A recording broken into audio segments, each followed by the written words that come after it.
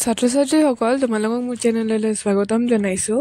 আজি তোমালোকৰ বাবে মই লৈ আহিছোঁ BA 4th চেমৰ অসমীয়া কবিতা কিতাপখনৰ ৰঘুনাথ চৌধুৰীৰ গোলাপ কবিতাটোৰ কেইটামান কুৱেশ্যন এনচাৰ।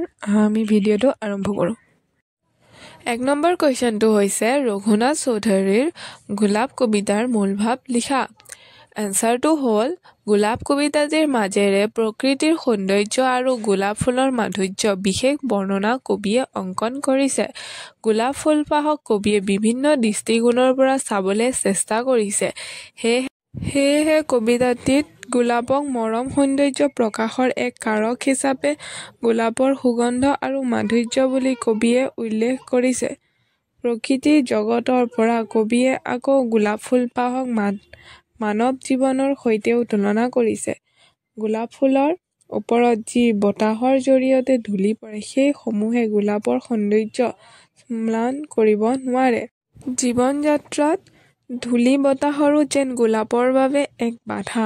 তথাপিও গোলাপে হাঁহি হাঁহি সৌন্দৰ্য বিলাই যায়। মানুহৰ জীৱনতো বিভিন্ন ঘাত প্ৰতিঘাত আহে।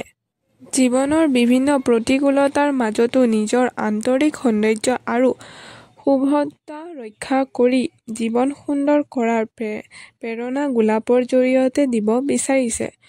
2 নম্বৰ কুৱেশ্যনটো হৈছে ৰঘুনাথ চৌধুৰীৰ কাব্যিক জীৱনৰ বিষয়ে লিখা।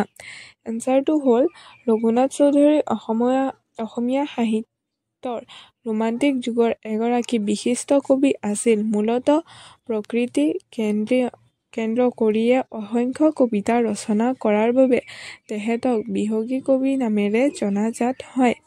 ৰঘুনাথ চৌধুৰীৰ জন্ম বিখ্যাত কলিকতা চৌধুৰী বংশত 1879 চনত অবিভক্ত কামৰূপ জিলা বৰ্তমান নলবাৰীৰ লাওপাৰা গাঁৱত হৈছিল। বৰ্তমান লাওপাৰা গাঁও ব্ৰহ্মপুত্ৰত জাহ গৈছে যদিও কিছু অংশ বৰ্তমানো আছে। তেখেতৰ দেউতাকৰ নাম আছিল ভোলানাথ চৌধুৰী আৰু মাকৰ নাম আছিল দয়ালতা চৌধুৰী। তেখেতৰ মোমায়েকৰ ঘৰ আছিল কমাৰকুছিত। চৌধুৰীৰ কবিতাৰ প্ৰধান বিষয়বস্তু হৈছে প্ৰকৃতি জগত আৰু চৰাই-চিৰিকটি। নিজৰ অনুভূতি আৰু বৰ্ণনাৰ সৌষ্ঠৱৰ জৰিয়তে তেওঁৰ কবিতাবোৰত প্ৰাণৱন্ত হৈ পৰিছে। ৰঘুনাথ চৌধুৰীৰ প্ৰথম কবিতা পুথি সাদৰী 1910 চনত প্ৰকাশ পায়। 1918 চনত তেখেতৰ দ্বিতীয় কবিতা পুথি কেতেকী প্ৰকাশ পায়। 1923 চনত কবিতা পুথি কাৰবালা আৰু 1931 চনত দহিকতৰা প্ৰকাশ পায়। গদ্য পুথি নৱমল্লিকা 1958 চনত প্ৰকাশ পায়। নৱমল্লিকাৰ কথা কবিতা বুলিও কোৱা হয়।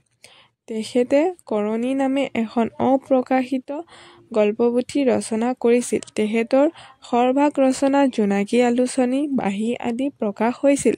সত্যনাথ বৰা সম্পাদিত দ্বিতীয় খণ্ড জোনাকীত তেখেতৰ সহকাৰী সম্পাদক আছিল। 1923 চনত তেখেতে শিশু আলোচনী মইনা, 1937 চনত জয়ন্তী আৰু 1940 চনত সুৰভি সম্পাদক কৰে। ৰঘুনাথ চৌধুৰী 1967 চনত 18 নৱেম্বৰত পৰলোক প্ৰাপ্তি হয়। 3 নম্বৰ কুৱেশ্যনটো হৈছে গোলাপ কবিতাৰ বিষয়বস্তুৰ বিষয়ে লিখা। এনচাৰটো হ'ল ৰঘুনাথ চৌধুৰীৰ গোলাপ কবিতাটিৰ মাজেৰে গোলাপক মাথো ফুল হিচাপে বৰ্ণনা কৰা নাই। কবিৰ দৃষ্টিত গোলাপ ৰূপ, ঐশ্বৰ্য আৰু সৌন্দৰ্যৰ জীৱন্ত প্ৰতিমূৰ্তি হিচাপে ধৰা দিছে। কবিয়ে গোলাপক বিস্ময় আৰু বিমুগ্ধ ৰূপত তুলি ধৰিছে। সেয়েহে কবিয়ে গোলাপক সাদৰী বুলি সম্বোধন কৰিছে।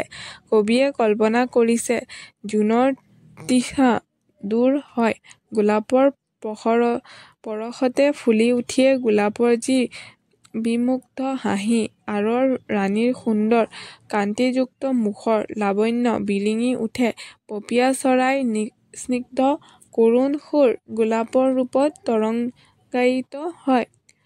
গোলাপৰ জন্ম আৰৱৰ মৰু উদ্যানত। জন্ম লোকৰ পিছতেই গোলাপৰ নিঃস্বন্ধা আৰু সৌন্দৰ্যৰ বাতৰি জগতময় বিয়পি পৰিছিল। গগনচুম্বী কলু চচে পান কৰিছিল গোলাপৰ ৰূপ মাধুৰী। এই গোলাপতে বেলিলনৰ শূন্য উদ্যানৰ ফুলৰ ৰাণী আছিল নেকি বুলি কবিয়ে প্ৰিয়া গোলাপৰ পৰা জানিব বিচাৰিছে। গোলাপৰ অতুল সৌন্দৰ্য সঁচাকৈয়ে অনিৰ্বচনীয়। সেইবাবে ৰূপ ৰস গন্ধ পৰশ প্ৰেমৰ দ্বাৰা গোলাপে সমগ্ৰ হিন্দুস্থানকে জয় কৰিবলৈ সক্ষম হৈছে। নৱাব বাদশ্বাহৰ হেৰেমক আমোদিত কৰি হৃদয় সমুদ্ৰত প্ৰেমৰ জোৱাৰ তুলিবলৈ সক্ষম হৈছে। গোলাপৰ এই ৰূপত সমগ্ৰ জগতেই বিভোল। দিল্লী বেগম নুৰজাহানৰ অতি প্ৰিয় আছিল এই গোলাপ। মমতাৰ নিমজ গালটো চিকুণ কাঁচ ফুটাই তুলিছিল। গোলাপে সেই সৌন্দৰ্যতে মোহিত হৈ সম্ৰাট শ্বাহজাহানে সৃষ্টি কৰিছিল ভুৱন বিজয়ী তাজমহল। কবিয়ে উপলব্ধি কৰিছিল যে গোলাপৰ মাজতে লিপিবদ্ধ হৈছিল অতীতৰ বহু কাব্যগাথা, সৃষ্টি হৈছিল প্ৰেম বিৰহ তথা অনুৰাগ। সেয়েহে কবিয়ে নিজৰ আনন্দ উল্লাসবিহীন জীৱনকুঞ্জলত গোলাপৰ আবিৰ্ভাৱ কামনা কৰিছে। ফুল বিনে মোৰ মানসকুঞ্জত অ মোৰ দৰদী ফুলাম পাহি উঠিবনে বাজি প্ৰিয়া পাপিয়াৰ ফুলক ভৰা মিলনবাহী। কবিৰ কল্পনাত গোলাপৰ পাহি সৌন্দৰ্যৰ ৰাণী হিচাপে জিলিকিছে, যিয়ে সৰ্বজন মোহিত কৰিব পাৰে। কবিৰ মতে সৌন্দৰ্যই বিশ্বৰ বিজয় কৰিব পাৰে। সৌন্দৰ্যৱান মানুহৰ জীৱনৰ সৈতে সাদৃশ্য দেখা পোৱা যায়। মানৱ সভ্যতা থকালৈকে এই সৌন্দৰ্যৰ উপাসনা থাকিব। কামনা বাসনা হীন সৌন্দৰ্যৰ প্ৰীতিয়ে কবিৰ ধূসৰ জীৱন আমোদিত কৰিব বুলি কবিয়ে আশা কৰে। চমু প্ৰশ্ন। প্ৰথমটো হৈছে ৰঘুনাথ চৌধুৰীৰ গোলাপ কবিতাটো কোনখন কবিতা পুথিৰ পৰা লোৱা হৈছে? এনচাৰটো হ'ল ৰঘুনাথ চৌধুৰীৰ গোলাপ কবিতাটো তেওঁৰ প্ৰথম কবিতা পুথি সাদৰীৰ পৰা লোৱা হৈছে। ২ নম্বৰ প্ৰশ্নটো হৈছে প্ৰথম অসমীয়া ৰোমান্টিক কবিতাটিৰ নাম কি? এনচাৰটো হ'ল চন্দ্ৰকুমাৰ আগৰৱালা দেৱৰ বনকুঁৱৰী। ৩ নম্বৰ প্ৰশ্নটো হৈছে দুগৰাকী ৰমন্যাসবাদী ইংৰাজ কবিৰ নাম লিখা। এনচাৰটো হ'ল এবাৰক্ৰম্বী, হাৰ্ফৰ্ডে আৰু ভিক্টৰ হিউগোৰ। ধন্যবাদ।